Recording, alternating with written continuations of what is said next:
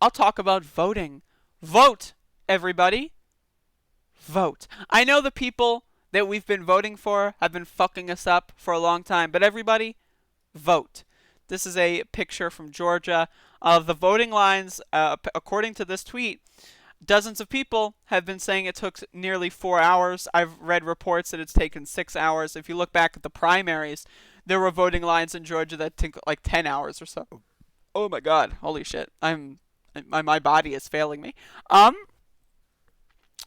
One thing that I want to be very clear about, because my position here is I'm taking a little bit of a third way here. I am an anarchist.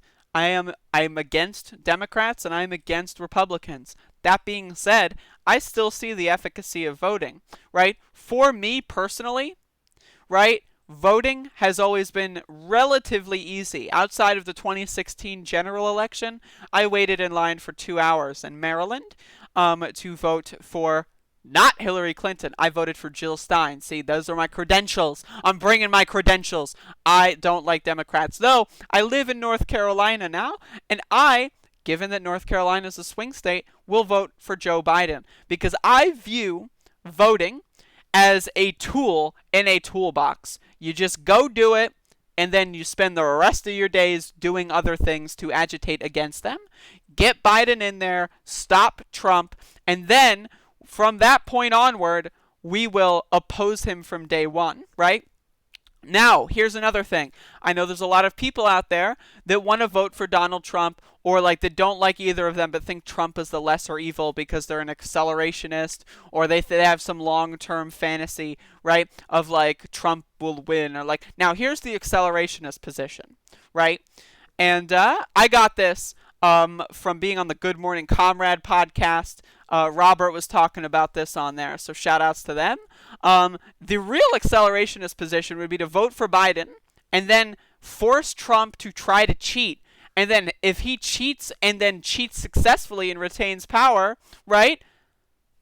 That's accelerationism. That's democracy, not maybe disappearing and then leading to another form of government or whatever, another form of class. That is like, if Donald Trump manages to cheat this election, if Joe Biden gets like 5 to 10 million votes more and like more electoral votes, but they're able to weasel it about, if they're able to do that, dude, that's accelerationism. That's going to cause a lot of problems in this country.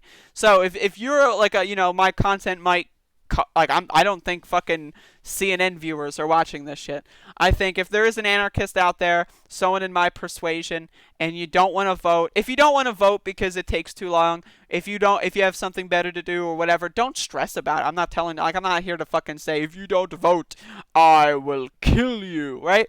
But in a lot of instances, especially with mail-in voting, right, just go for it. Like, it takes 30 seconds, right? If you can't get a mail-in thing or whatever, if there's different, don't stress about it too much. But vote nonetheless, I think. I think voting is a useful tool. It's not the end-all be-all. It's not the only thing that we can do. Obviously, there's a sustained protest movement in this country going on, so it's not the only thing we can do. But voting, still pretty good. So I would say go for it. If it's not too much of a hassle, if it is a situation where like, you got your kids and like with COVID and school and who knows what's going on and like you can't do this or whatever and you can't like, don't, I'm not telling you to stress about it, but try to get a mail-in ballot, try to do that, make it as simple and easy as you possibly can. And if at the end of the day the cards fall not in your favor, I wouldn't say it's the end of the world. But I really should say you should go out there, especially if you live in a state like Georgia. There's 2 Senate races that could shift from Republican to Democrat. And if the Democrats do take the Senate, there's no gridlock in Congress anymore. It's one-party control. Then that shines a spotlight on Democrats, and it says, all these people that have not liked you since you've cheated the primaries in 2016, which is a whole generation of young people that got into politics in this era, right? They are going to be willing and ready to shit all over Democrats if they get all three branches of the House, Senate, and presidency. I'm sorry, my brain's not working. So I'm just throwing that out there. makes it easier on our part. And that's what I'm all about. I'm all about making things easy. I like playing the game just like how I like my speed runs. Easy mode. I try my best.